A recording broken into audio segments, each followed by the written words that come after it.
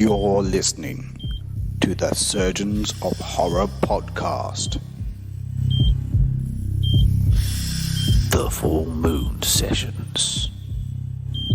The Howling.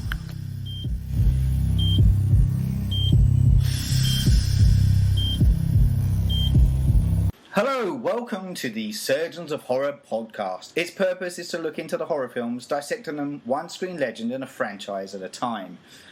In this particular franchise discussion, we're actually going to turn things around a little bit to our usual flavour, and we're going to bend it towards the full moon or the howling moon, and we're going to try and do these at least once a month in timely fashion when the moon is at its fullest. And of course, when the full moon's up, what are you going to talk about? We're going to talk about werewolves. So for this first discussion, we're going to call them the full moon sessions. We're going to look at The Howling, a little film by Joe Dante.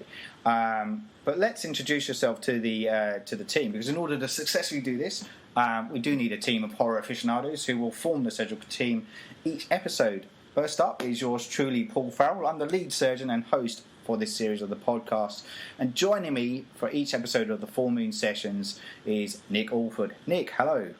Hello, good to be here. Thanks, man. It's good to have you on board for what we're hoping to be this monthly fixture that we're going to kind of look at. Look, I guess before I go into some of the like a bit of the background on the movie we're going to talk about, what was your awareness of the film beforehand, and how recently have you watched it? I watched it last night for the first time, so I was always aware of the movie, but never really got round to it. And looking at some of the sequels, I recognised a lot of the covers from the video shops when I was younger. And wasn't allowed to see. Bearing in mind, this movie came out when I was 1 year old. So aware of it, but not really.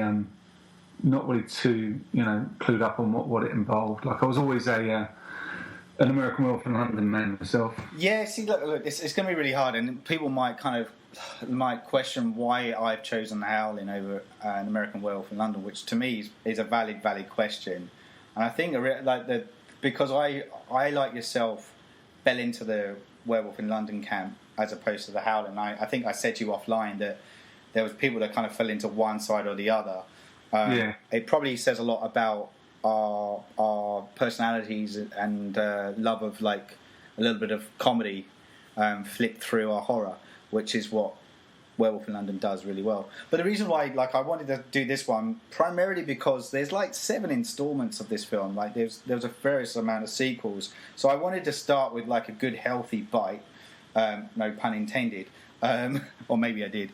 This podcast is nothing if not puntastic, man. You forgot. Yeah, you may have forgotten about my puns. But yeah, look, I definitely wanted to kind of look at that, and that one primarily first up. And like, it's definitely in my interest to do American Werewolf in London straight off the back of doing these discussions. But the idea, I definitely want to look at the Howling and the Howling franchise for good or ill throughout it. So, look, probably the best thing for me is just to give a better background of where I came into it, because I definitely saw Werewolf in London prior to The Howling, and I have like a vague recollection of watching it when I was a lot younger, and there's odd bits I kind of recall, like the whole kind of cult factor that was around it. I remember Patrick McNee being in it, and obviously Dee Wallace. And then a lot of kind of sexual activity kind of at the forefront of it all, Yeah, that was pretty brutal. I wasn't expecting that. They lead you into it saying, and they're going into an adult bookstore, and then, oh wow, that's 8mm kind of stuff. Oh god, yeah, that's right. So look, it's definitely like that was something that struck me, and like when I had a repeat viewing of it this week just to kind of refresh my memory of it. And a lot of those kind of memories came flooding back. But yeah, before we kind of, I guess, talk about the movie itself, just a little bit of background around it. So obviously, as I mentioned, it came out in 1981. It was directed by Joe Dante, who prior to that had only really done Piranha, which was basically like a spoof take of Jaws. It was a Jaws ripoff. Even he said it's a Jaws ripoff, just with piranhas instead of sharks. which got him on the radar. But it was only this movie that really kind of kick-started his career. And from that came Gremlins, since then, he's done like things like The Burbs and even like stuff like more kid-friendly kind of stuff like Small Soldiers and things. So the reason I mention those ones as well is because Gremlins in particular and Small Soldiers is because he has had a leaning towards like this kind of like creature kind of effects kind of stuff in a lot of his work, and that's been quite synonymous in his work throughout his career. Yeah, like Matinee. Yeah, exactly, yeah. And so I guess that kind of lends itself also to someone else who we'll probably talk about down the track, but a lot of the makeup and special effects was overseen by a guy called Rob Bottin, who he worked quite closely with John Carpenter in The Thing, which was the one that kind of really got his name, but also The Fog as well. And he's definitely a pioneer in his field. So I do want to have a talk about those two kind of guys in particular. As far as the movie's concerned, as I said, it came out in 1981. And I think it got something like 1.75 million was the budget that it was put towards making the film, and it got about 17.918 million in box office. So almost 10 times the amount it took to create. So in that respect, it's a healthy response from it.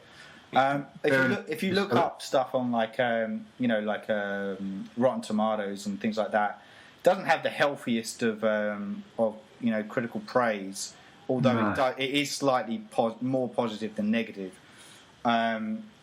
But it has got a huge cult following with it, so those people that like it love it. And I guess that's something I want to have a look at too, and say, what is that? Why do people kind of crave watching that? So before we get into like the plot line of it, what was your knee-jerk reaction after watching it? What was your, without giving too much away, what was your initial response? Sort of in brief, still definitely an American Werewolf. Yeah, same. It was, I found it a bit confusing at the start, and it was kind of enjoyable, but there were flaws, and I think if you've got rose-tinted glasses on, you just ignore them. Yeah. Younger. And I'm sure it's the same with American Wolf in London. Like, people watch that for the first time when they're, my age, 36, and go, this is rubbish. Yeah. Like, walking away from it, I'm in no rush to watch it again. No. But I'd say I enjoyed it. Just for the novelty of it, to see something done with practical effects. Yes. And it almost feels like a bit of horror history, if you like. Oh yeah, absolutely, and that's how I felt too. It was it's definitely, and I guess that's another reason why I wanted us to have a look at it and have a discussion around it, because it was definitely a big movie at the time when it came out. Came out the same year as or around the same time as American Werewolf in London, as we've mentioned. But also there was another film called Wolfen, which starred Albert Finney. So that was almost like all three films came out roughly around that same time period. So there was this kind of wanton response by people or even filmmakers to kind of look into the werewolf kind of story and look at it from a different point of view. Obviously, where American Werewolf and the Howling kind of similar is in the special effects that goes into it. That kind of still people talk about both big transformation scenes in both those movies, and that says a lot about both films. So like from my point of view, like I like I said, like really enjoyed American Werewolf in London, and in this instance it's really hard not to compare the two, because like if you like one, I feel like the other one's always going to get overshadowed by the other one. And I feel like The Howling does that. Like, it falls kind of very much in Werewolf in London's shadow. But that's not to say, like, it's a terrible movie. I do agree with you that there's flaws within it. And we might kind of talk about that as we go through the plot line. But there are some good moments in it, too. There are, some generally kind of really interesting moments within it. So like, maybe that's what we'll do now. But let's have a talk about the plot line, and we'll go through what actually happens in the movie and talk about our reactions to it, because you've hinted at your the opening kind of scene, with the peep show kind of thing that's happening, and for me, I still feel like that's probably one of the strongest scenes in the movie. Is this opening, like, for those that haven't watched it, by the way, spoilers throughout this, but we follow the character's name's Karen White, so she's played by Dee Wallace. People may know Dee Wallace from E.T.'s mum. Well, not E.T.'s mum, but the mum in E.T. Yeah, that's right. And she was in horror. She's done a lot of horror stuff too. She has, yeah. So she was in The Hills Have Eyes, which I know you weren't privy to, but we've done that as a previous podcast discussion. Oh, that's a good film. And so she's and she was in The Frighteners as well, which was the Peter Jackson kind of movie. Oh, I love that film. Yeah. So look, and she's done others too, which I'm going to be terrible about and not name them right now and bore everyone. But needless to say, she's become quite closely affiliated with horror films because of that. Anyway, so she plays this character called Karen White. She's basically a television news anchor, but she kind of does a bit of like rogue reporting kind of stuff. And somehow, like, there's not a lot of background said about this, is there? But somehow she's become like the contact for this serial killer that's kind of on the loose. And she's been they set up like a bit of a sting operation to try and lure him out. And he's chosen the location. He calls her up on the phone, like a payphone, and he's chosen this kind of peep show kind of dingy kind of place. But it's this thing, when I'm watching it, I'm like, okay, who's this guy? She gets stopped in a corridor. Are you ready? No. He thinks he's a hooker or something. She's a hooker. And yeah. They go on and they lose communication, but it sounds like they're being bugged by the newsroom. And there seems to be no real police involvement or people surveilling that at all. I know, which is odd, isn't it? Like, there's these two cops that are in it as well. Like, they're they turn up, who seem to be semi-aware of this thing happening, but they're very kind of lapsical about following up. Yeah, I thought that too. It was really, really odd in the sense that they're trying to pull this guy out and get anyway. But what I did like about it is this psychological point of view from it. So, like, I'm a huge sucker for psychological horror, and this really kind of teed that up. And what I really liked is, like, obviously she gets attacked by him in this room, and we don't see it, but he has transformed very quickly as well, I might say. Yeah. Like, compared to later on, it's just like, oh, I'm going to light up your world or your body or something, and then bang. Yeah. Maybe he hasn't fully changed, but still, it's pretty quick. Yeah, and there's the hint that, he has transformed, and even, like, the police kind of find her and him, and they basically shoot the serial killer, but we see the reaction of the cops, and they seem kind of disgusted about what they've just kind of witnessed, what this thing is, but we as an audience don't really see it. And that's the part that I really like, and I feel like what they could have done is played on that a lot more with Dee Wallace's character after the fact, and had a lot more play on this kind of constantly coming up and seeing the trauma that she's gone through, because I feel like that didn't really occur. I felt like they were it was too quickly kind of like, let's get you out into this kind of retreat, where things could be all happy and. I felt like a lot more could be played with that, and I think, funny enough, there is a remake of this in the works, so it'd be interesting to see if they go down that line or not, because I feel like that would work really well if they the cycle.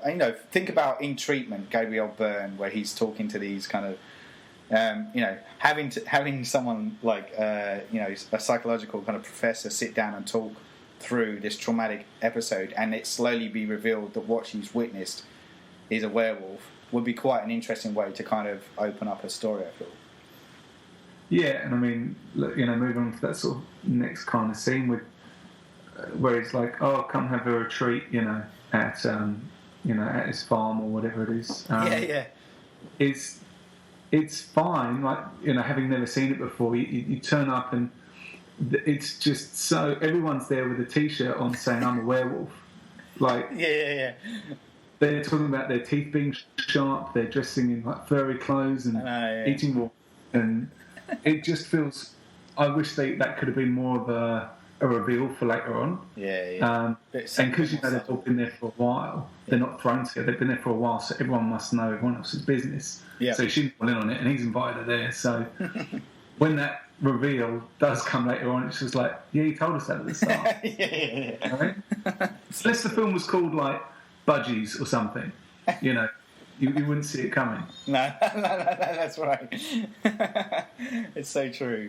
So, like, I just realised something as well. Sorry, just to kind of go off on a tangent a second. I didn't say at the beginning that this film is based on a novel called The Howling by Gary Brandner, which I've read recently to kind of get a bit schooled up.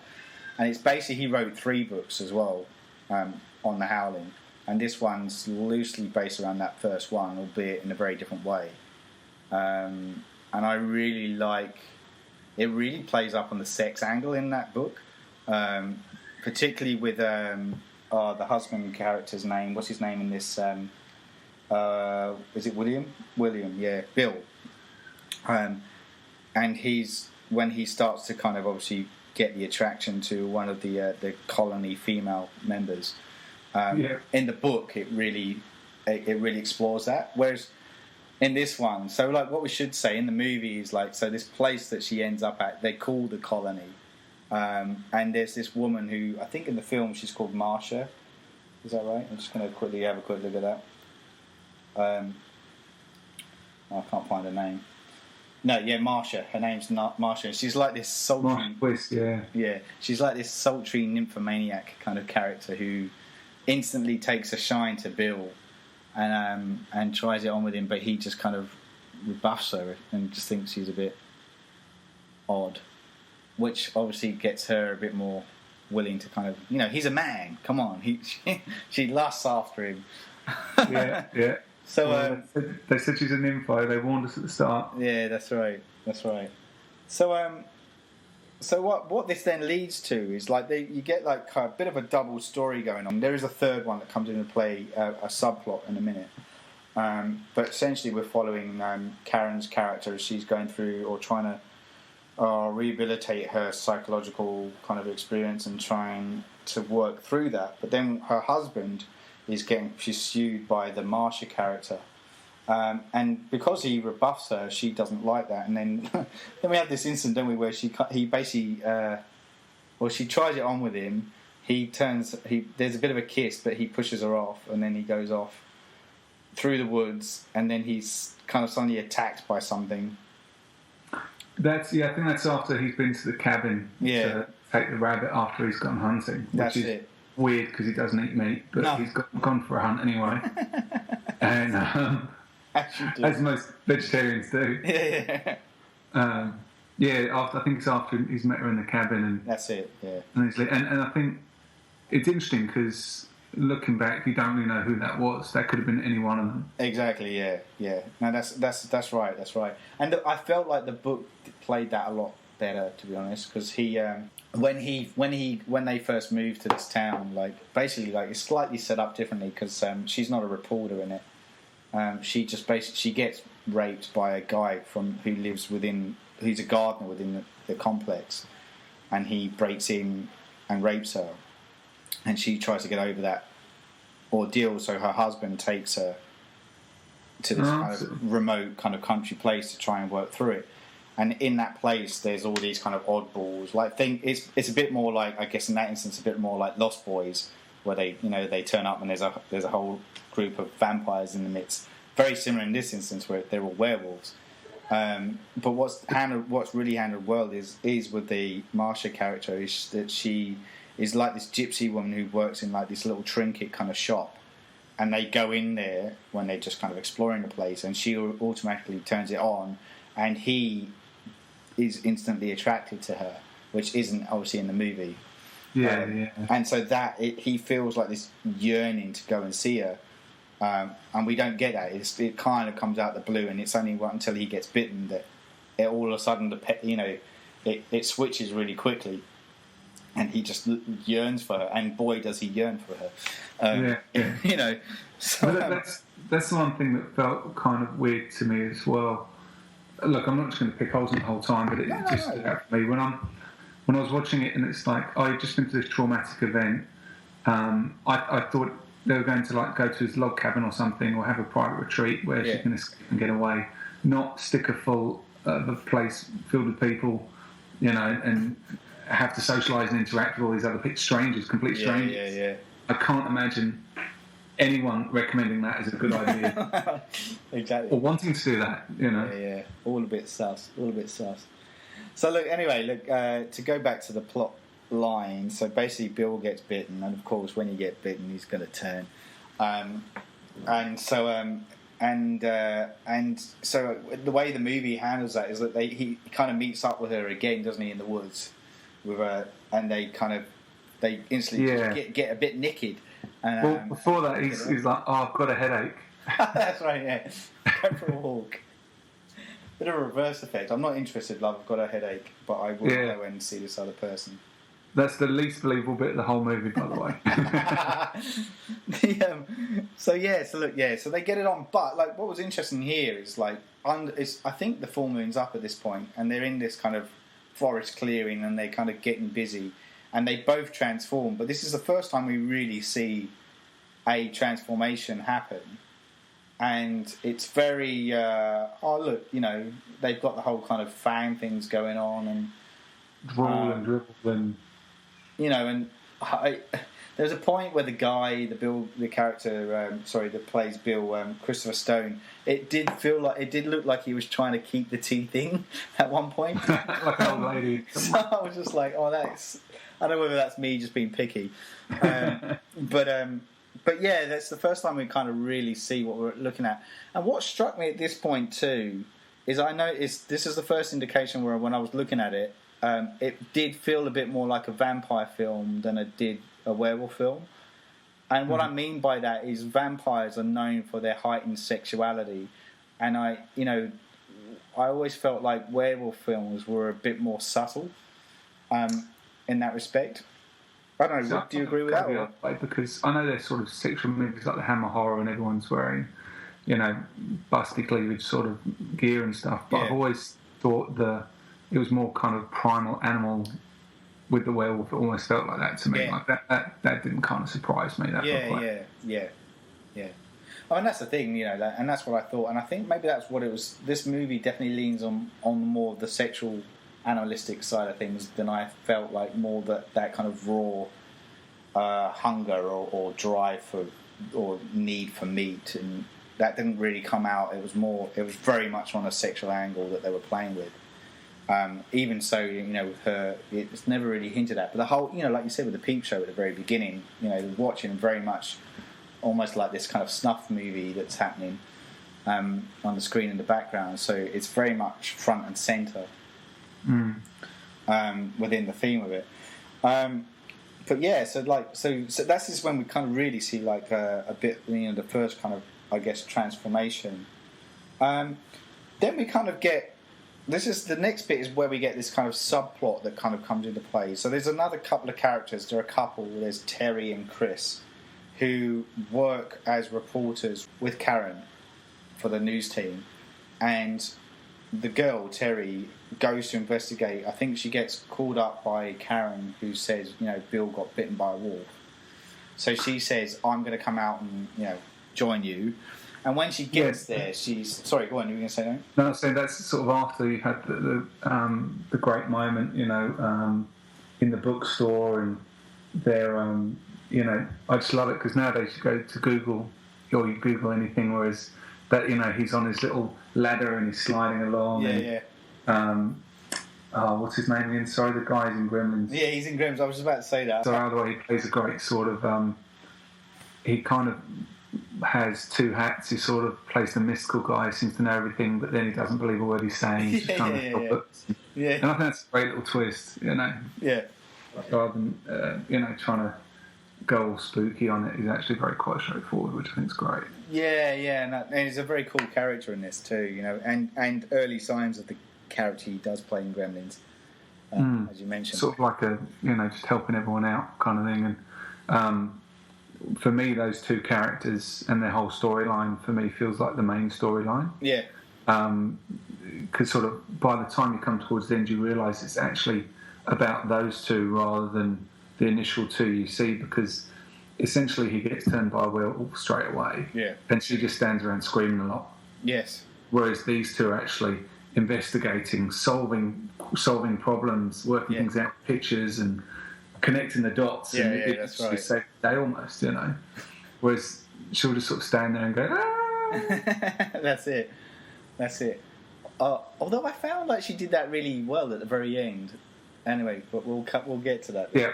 But yeah, just for me, I thought that was one thing I really credit the movie for, is just that subplot actually becoming more than the original plot. Yes. It actually kind of overlapped and succeeded it towards the end. And it does, like, even in this point here, so like when we get that, as you say, that as these two characters start taking on more of an investigative, I can't say the word. Investigative. No, I had it until you said it.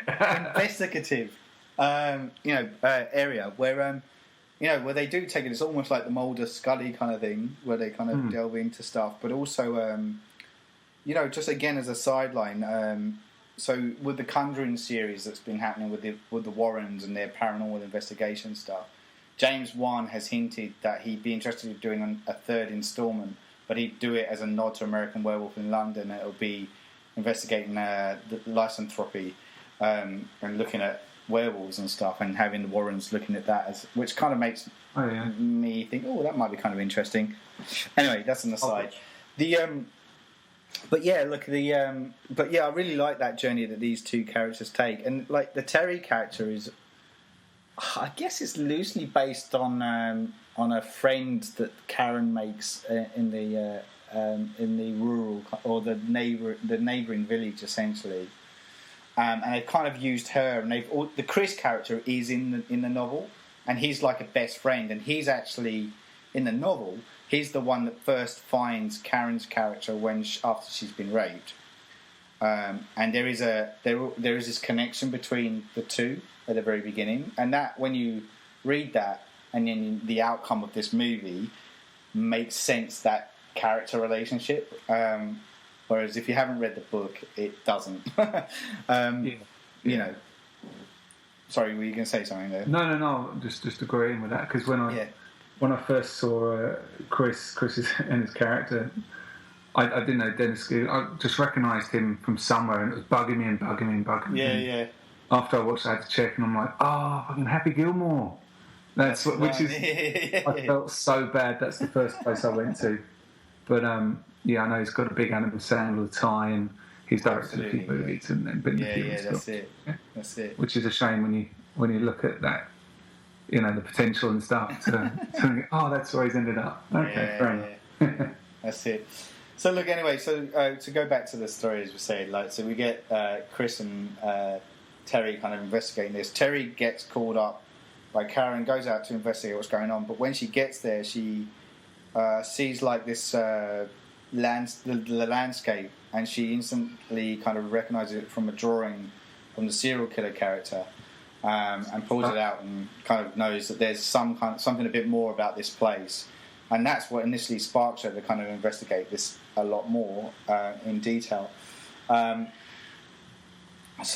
then we get this bit where she goes into this kind of old cabin, and she gets attacked by a werewolf. So we get this kind of like whole first time like we're really kind of seeing, I guess, more true horror kind of style of storytelling in this point of view, where we're having somebody pursuing and attacking a female as she's trying to struggle to get away and stuff.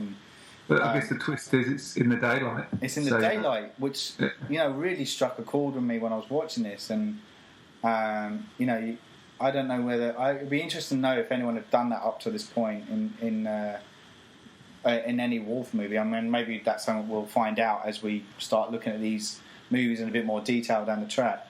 Yeah, because I found it really interesting, Yeah, because I don't remember too many werewolf movies where they can just turn on commands like that.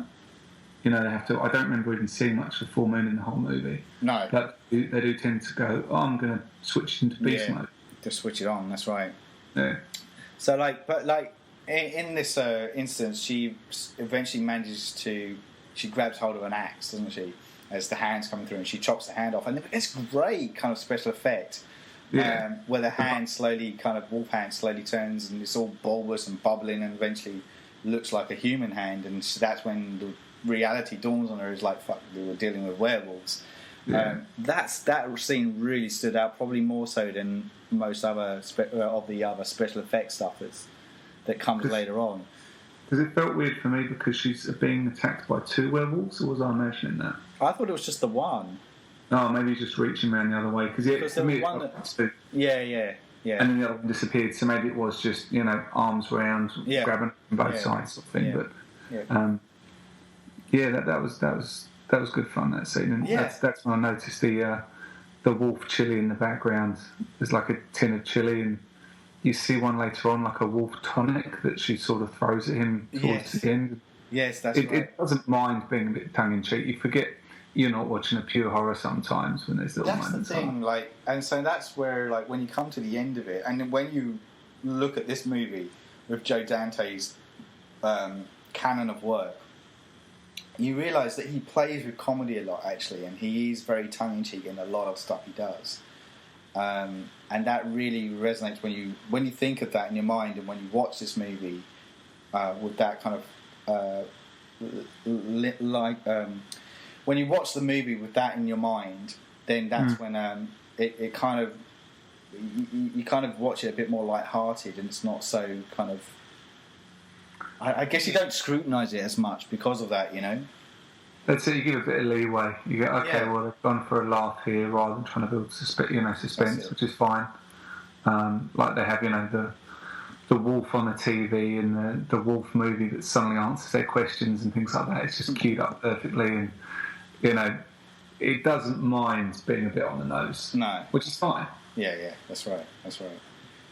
Okay, so basically, Terry then kind of starts to go a bit more deeper into her investigation. She goes to some office, doesn't she? And then that's when she called Chris up to kind of say, "Look, I think I've come across something a bit bigger here," and mentions the whole kind of werewolf thing. And that's when he then instantly goes off. Oh no, that's when she then gets attacked again by another werewolf in the office. And that's when we start getting another bit of a transformation scene happen. And there's a bit there's bits in this that look good, and there's bits in it that threw me, because there are bits that basically look like it was somebody holding a puppet trying to hit her or attack her with the paw. It looked a bit not quite right. Is that bit where the paw kind of takes the document off her hand? It felt very puppet-like rather than which lost me in the moment of the attack. It was almost like if you put a slide whistle on there, it'd almost be a cartoon. Like, It's so true. Well, you've got this animal who's supposed to be primal and a beast and stuff like that. And it's like, thank you very much. But that's if we're at that point now to talk about that transition. Yep. That's the one that stood out for me a lot, because I appreciated it. I thought, wow, that's really well made, and it's practical effect, and the bubbling. Even now, I'm looking, going, I wonder how they did that. Did they throw stuff in there or whatever? But it takes like half an hour. It does take a long time. Yeah, which is that's how you want to do it. This is a bigger change or something. Yeah. It cuts back to her, and she almost looks bored. She's just standing there. She's going, "Are we done yet?" And then she's like, it's not like a sheer look of terror, because I guess you can't be that scared for that long. No, that's right. Convincingly, but you almost think, you can just imagine her like skirting around the outside of him, slowly walking away while he's in the middle of a change. I'll just leave you to it. I'm just gonna. And then from reading up on it, apparently, what happened was they got more budget or something, so they could extend that scene. And they obviously thought, well, we've shot all this, we've got to include it. It's like, well, no, you don't need it, or maybe just a couple of shots of each, not long, lingering stretches, which is great because the sound effects are brilliant, and you get a feel like bones are cracking, and that's straight away you think of American Wolf in London, but that's obviously why, because he got pinched from Howling to go to American Wolf in London. You can see the same sort style, Yes. but it still looks great. Yeah. No, that's right. That's right. But yeah, could do with a bit of editing, that one. yeah, a bit of cutting down. It'd be probably a good point here as well to say, like, so this is the Eddie character, the serial killer character who's supposedly dead, who he's a werewolf in this scene, but he's played by another Dante regular, Robert Picardo, who pops up in Gremlins 2, the new batch, as the kind of like the kind of wacky kind of character. Remember freaking me out as a kid. Yeah. And Voyager, Star Trek Voyager. I think yes, that's right. Yeah. Star Trek Voyager too. That's right. So yeah, look. Anyway, so the result of the attack, though, in this office is that we see Terry be killed by Eddie in werewolf form, and he basically goes for the juggler. So again, like that to me kind of is reminiscent of Vampire again. The fact that he went for the throat to me was a bit like kind of. I can't remember his death, actually, to be honest. You can't remember the death? No, because so I remember. We see him kind of going into her throat, and it's not until Karen comes back into the office and sees her Terry's body, lifeless body there. Sorry, yes, I remember now. Yeah. So because it's just a great scene when he's confronted by the werewolf and he hands him back the gun.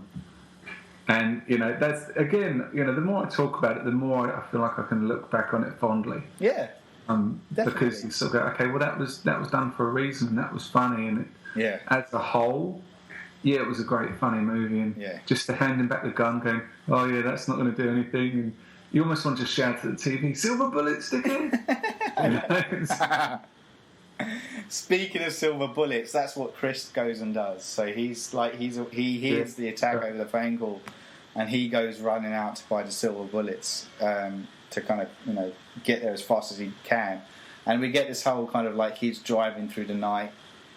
It feels it's weird that bit though, because it does where he is. It feels very much like he's in city landscape, and they're in this remote location, and he suddenly is at one place and then suddenly there. Doesn't really feel like he goes from one.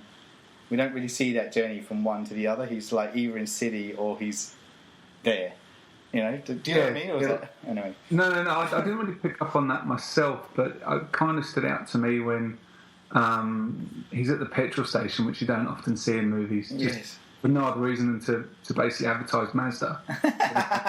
We can't all have Mazdas here. And I watched the credits to see if there was an end credit sequence. I looked down the bottom and it's like, with thanks to Mazda. Because obviously they didn't have the budget, I guess, to blow up bloody Mazda, which may have been a big deal back then. But it just felt like a little commercial. Yeah. No, it didn't add to the story. You knew he was, against the time. It added nothing apart from obviously a couple of bucks. Absolutely.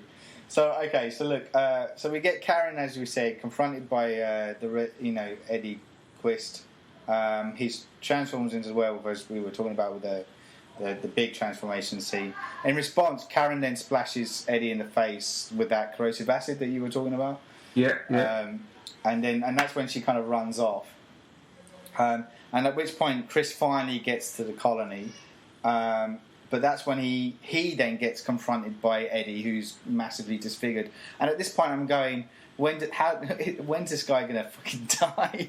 He's like, we've seen him die about 4 times in the movie up to this point, or supposedly die.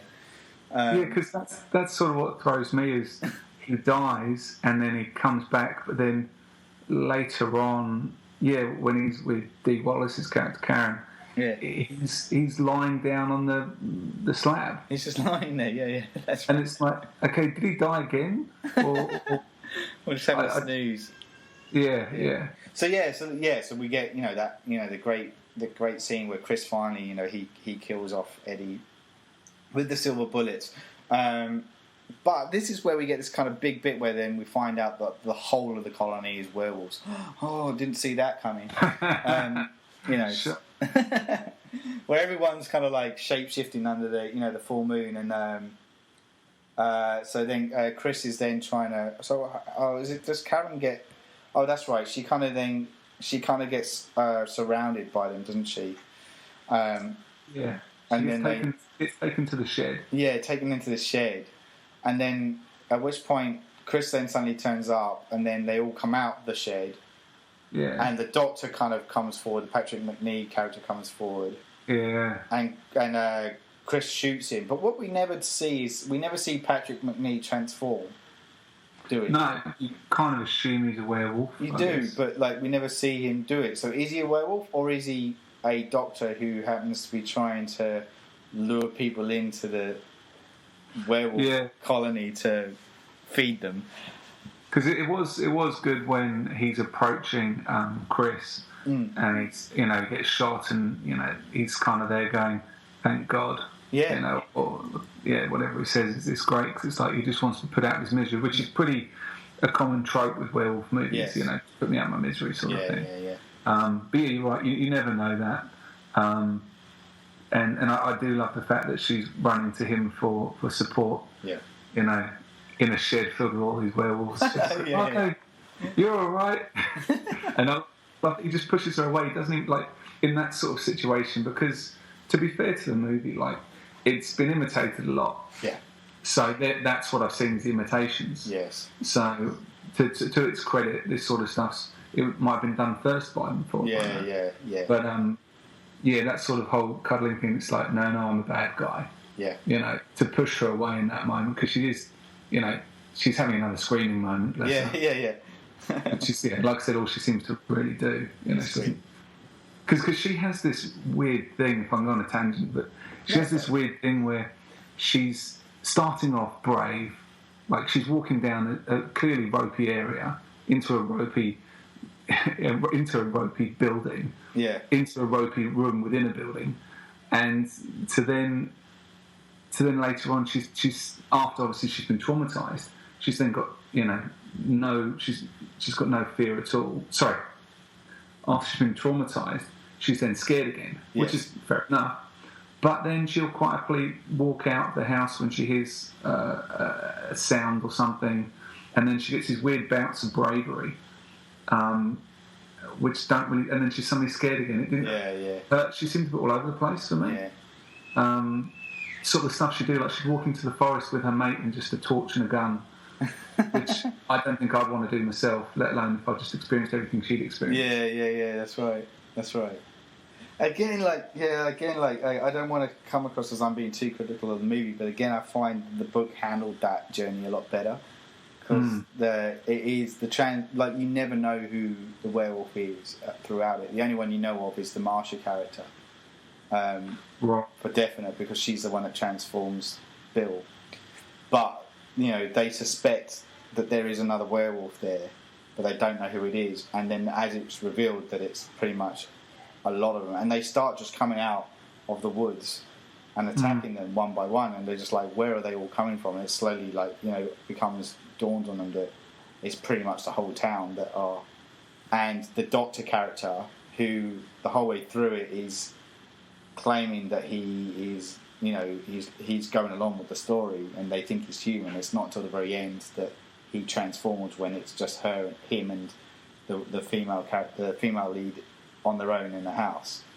I'd have bought that more, because if it was say a larger community rather than a sort of hippie commune, one lives in each other's pockets, that would have been okay. Maybe might not know everything's going on. It's weird, that small, just that extra step of distance would really have made a... I think so. But like I said, I don't want to take too much away from the film, because it is... No. So we kind of, to round up the way the film ends, is we get basically it's Chris and Karen against them all, and we have them kind of squaring off. But there's this weird bit where the four kind of main, I guess, walls as they're transforming kind of back into the shed. Yeah. They just walk backwards into it, don't they? And then they just come up, lock them in, and then set fire to it and burn them. Yeah, I think maybe he set the precedent by saying, a silver bullet, seeing what they can do. Yeah. And he's walking closer to them, and they're like, whoa. Yeah. It's kind of how I imagined filling that hole in the cell. Yes. But Yeah, and then I was trying to think, does fire kill them or something? But at least it'll give him enough time to run away, considering they can break out of a metal box in a mortuary, but they can't smash a bit of wood. So again, not to go on about the book, but it is late. No, because that's one thing that's interesting for me, because I've only got the movie I watched last night to base it on. So like in the book, it's laid down quite early on. There's this friend who lives in the neighbourhood who she does all the research. So she lives in a neighbouring village, and she's a librarian, and she does all this research and stuff on behalf of the main character. And she's the one that has been aware that there's something going on, and she thinks it is werewolves. And she's the one that says to the Karen character, "I think there's werewolves here." And it's Karen who's like, "No, you're talking bullshit." But it's her that kind of says the only thing that can kill a werewolf, because originally the Karen character was like, "Oh, was it like vampires? Do you use garlic or whatever?" And she goes, "No, well, there's only two things that can kill a werewolf: silver or fire." So it's already kind of like laid up. There you go. Question answered. It doesn't happen in the movie, but yes, apparently that's the case. So look, so they end up kind of burning down the whole shed, don't they? And then we see there's some great stuff, shots here where we see the snouts kind of trying to burst through. Burst through the out, and there's this great bit where there's this frantic bit where it's probably a glove, someone with a glove going like that, moving their hand around. But I thought it really was indicative of an animal struggling to break free, and I thought that really kind of struck me. I was like, that came across as genuine and realistic. One thing I do like is when they seem to be in inescapable situations. Yeah. You can't have that many bullets in there, and he manages to sort of believably escape, which is great. Yes. And it's the same with the getting handed back the gun. Yes. Because I was watching that going, how is he going to get out of this one? There's no way. He's within arm's reach. That's right. Which I think is pretty rare to do today. Most people kind of just gloss over it. And I guess that's what leads on to the climax of this movie is as they're trying to get away and escape. There's still wolves attacking them, and they kind of break through the roof at one point. Oh no, in the back of the car, isn't there? And one actually ends up biting. They're shooting them left, right, and centre, and one of them ends up actually biting Karen. So we know that, and they kill it. They manage to kill it and get away. But again, what parallels the movie and the book is that there are still werewolves out there, and they exist. They haven't killed them all; they've just killed some of them, right? And that's something that plays on both. But what they do focus on in here in the movie is that she's been bitten, so we know she's going to turn. And so they set up the climax of the movie in the newsroom. But for me, they ruin it. Yeah, that climax, because before they cut to the big climax scene, she says something like, "The world needs to know," or "I need to tell everyone," or something along those lines. Which, if they'd have cut that out, all we'd have known is we cut to a scene and she's trying to live her everyday life as a werewolf, trying to go about her daily business. Rather than now, she's trying to tell the world, what she's going to do. It gives you so much of a heads up that I think just editing that small bit out would be way better. Yeah, sure. Yeah, I realise what you're saying there.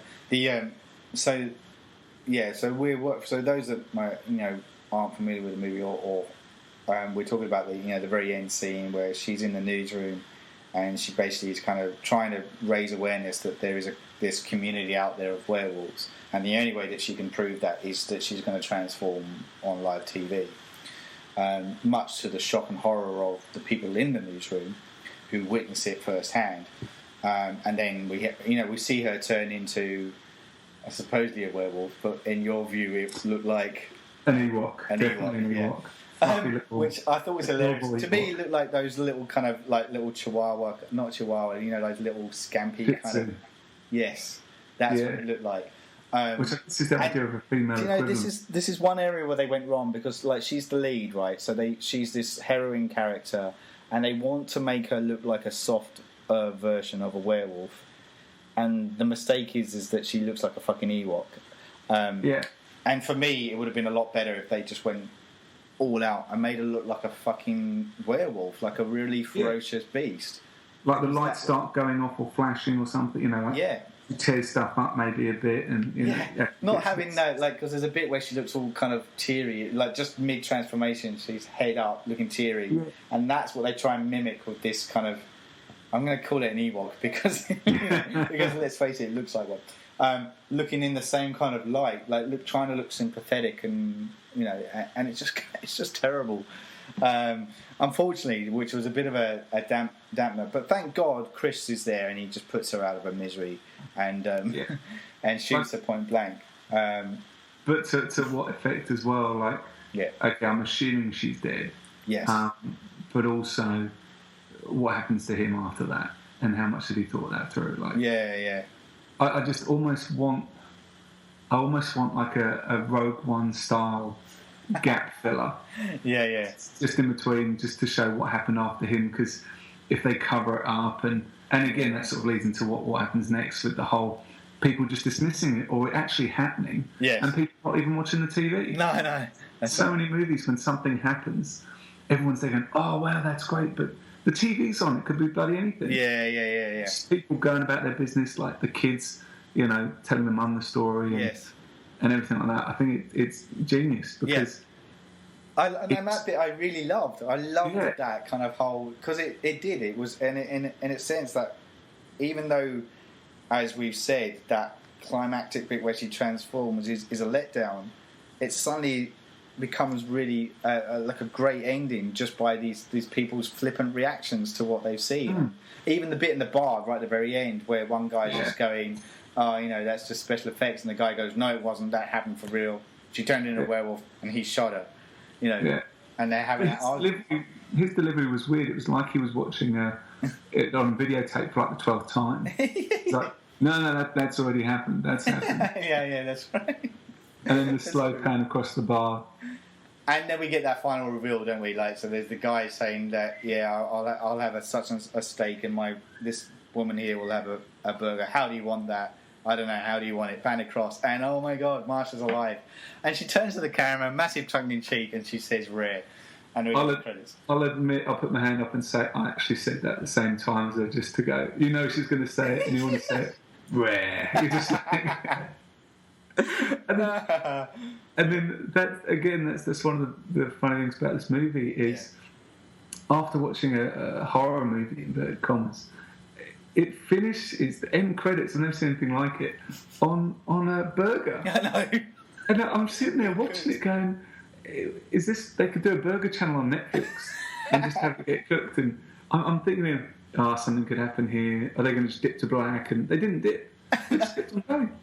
And then there's even like the final cut scene where they have a clip of the movie. Yeah. I'm not sure which werewolf movie it was, but then it cuts back to that, which I think is, Yeah, that was from the Wolfman. It's Universal. 1941 Wolfman. Something, isn't it? Yeah. Lon Chaney Jr. Yeah. But yeah, watching that credit scene was hypnotic. Yeah, no, it was. Is it slowly move in, or is it going to do something? And it's like, oh no, he's flipped it, he's turned it over, it's looking good. No, it was a great way to end. Okay, so before we kind of give our final verdicts on the movie, just a couple of, I guess we should just touch on some of the players of the piece. We mentioned director Joe Dante. This is his second big hit. This is the one that really kind of turned him, and as we know, Gremlins followed it. Of his work, what have you seen of his, and how did you kind of fare this one in his canon of work? Higher, having just had this conversation, definitely. Because I was raised on Inner Space. I love that movie. Always have, and I've shown my kids, and they love it too. Yeah. Great movie. And then even things like The Birds, which I watched as a kid, but it's we sort of grew up at the same time, and there were movies that we didn't even get the jokes to. No, we're still watching it, and I watched Mrs. Doubtfire with the kids the other day. Yeah. And Robin Williams is there talking about to Pierce Brosnan saying, "Oh, I hope you can keep up because she's got a power tool in the bedroom." And I remember that line, and I remember not knowing what was going on, but not questioning it either. Yeah. It's a weird thing to have in your bedroom. And now I'm sat there next to my kids, and I turn around to my wife, going, "Holy crap!" But and that's the thing with I can't wait. My boys love the Gremlins as well, and I think I need to watch watch them again. But sorry, in answer to your question, I think there's so many films for me that are up there with what he's done. Yeah. This is even like Gremlins was a huge film, right? And then like he got a lot of pressure from the production company to do a sequel, and he really didn't want to do one. So Gremlins 2 for him was just an all-out comedy. He just pushed it as much as he could, and you can see that, like it's just some of the stuff in it's hilarious. I think it makes me really appreciate when you look at his. That's why I have to strengthen. Like when you look at his canon of work, you kind of realise that he's done some really kind of actually enjoyable movies across the board, and I think this goes along with it. I think we also should, and we mentioned him before, but we should probably say a big nod to the special effects guy Rob Botton, who, as I said, played a key kind of part in this movie with the special effects that he brought to it. I want to say he got an award for this too. I seem to remember reading something about him picking up an award for the special effects for this. It won. It won the film itself. Won the 1980 Saturn Award for Best Horror Film, which was interesting as a bit of a stat. But what do we think of? We've mentioned Patrick McNee's in there, Robert Picardo as well, and a few other guys. But let's just focus just purely on Dee Wallace as the heroine. What did you make of her performance in this? And you kind of said she kind of screams a lot. I really found and I do agree with that. It kind of felt like she was almost sidelined in a way to I guess the effects and what happens to other players around her. But weirdly, like that very final bit where they're being attacked in the car, I like her performance in that. Yes, she's doing still the screaming thing in it, but for me, it suddenly went up a notch and was really believable. And like you could see the genuine terror. There was lots of like quick cuts of her face distorted and twisted and stuff, and the horror that surrounded her. And I suddenly was like, oh, hold on, all that stuff beforehand was mild, and like this was, she just really, I thought, for me at that point, I was like, yeah, you're actually proving why you cast quite a lot in horror movies and your reaction to it. Like Cujo and stuff like that. Yeah, Cujo, that really smacked of Cujo where she's stuck in the car in particular. Absolutely. Because it's what the good thing about that scene as well is it's in such close proximity. Yeah. And a few of the scenes are quite like that. They're quite, either two people trapped in a room or she's trapped outside the house or trapped in a car. Which I guess is great because they can get away with doing cheap close-ups rather than a big wide shot. Yeah. The animated, werewolves that they're stuck in. Yes. Oh yeah, that was weird. We bypassed that, didn't we? The whole bit love-making bit, and then they pan out and there's this animation of a werewolf guy riding a woman. Yeah, that's really weird. Anyway. It almost looks like it should be on the side of a panel van. Yeah, it did.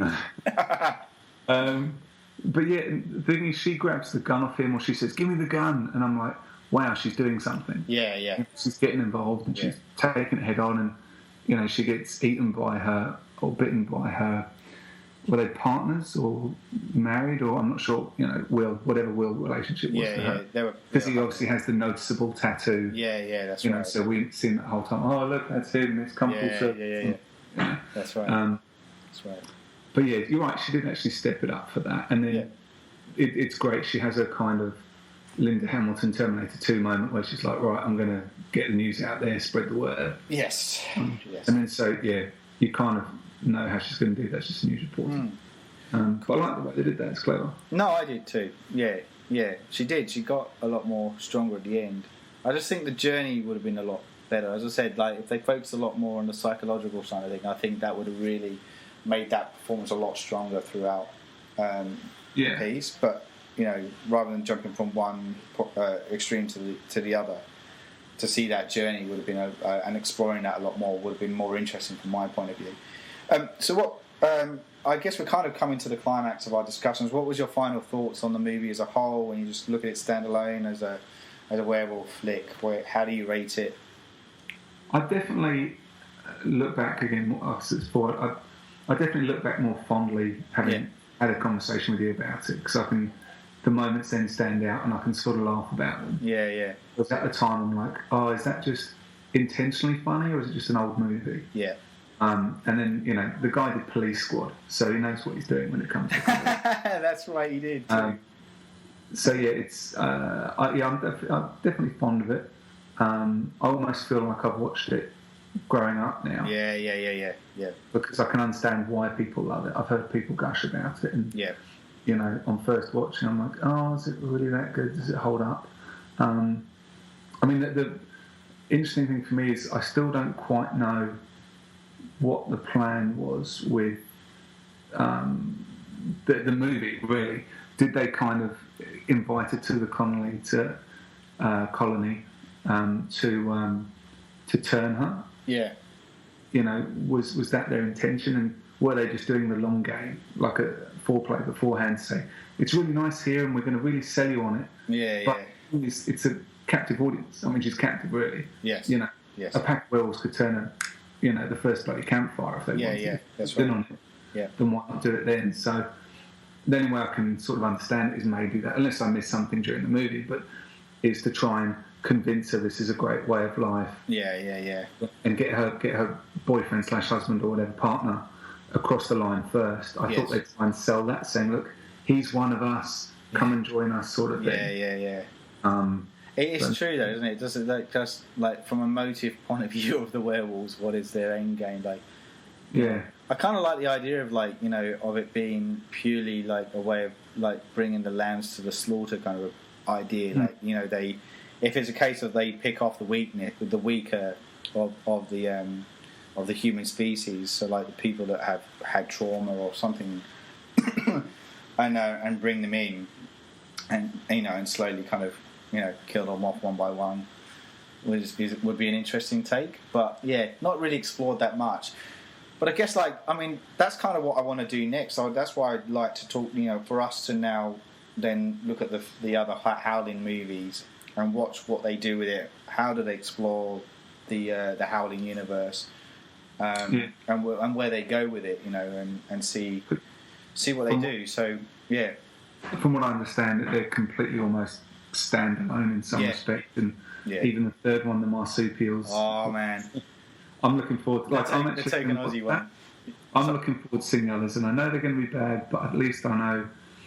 I feel like I need to complete the set almost. Yeah. And that's why I felt like it was a logical thing for us to do after just talking about this one, is to then go on and talk about the others. So look, I think we're going to kind of play out there, man. So that concludes our talk for the full moon sessions on the Howling. As I've said, like the next kind of round that we want to talk about will be Howling 2. Is it called My Sister is a Werewolf? I think. So it was like My Sister's a Bitch Werewolf or something. Yeah, something along those lines. And that's definitely the game plan. And then we'll, I think there's like 7 instances, as I said, of the Howling franchise, all up. And so we'll definitely kind of go through them one by one. And the idea, as I said, is to talk about each of these every full moon. So any listeners out there who kind of caught this, by all means, send in your thoughts and comments on the movie. What were your reactions to it? What do you think of the Howling? And what's more, open up the umbrella a bit more in the Howling franchise. Until then, we are Nick Alford. See ya. And your humble host, Paul Farrell. Thanks for listening. Goodbye.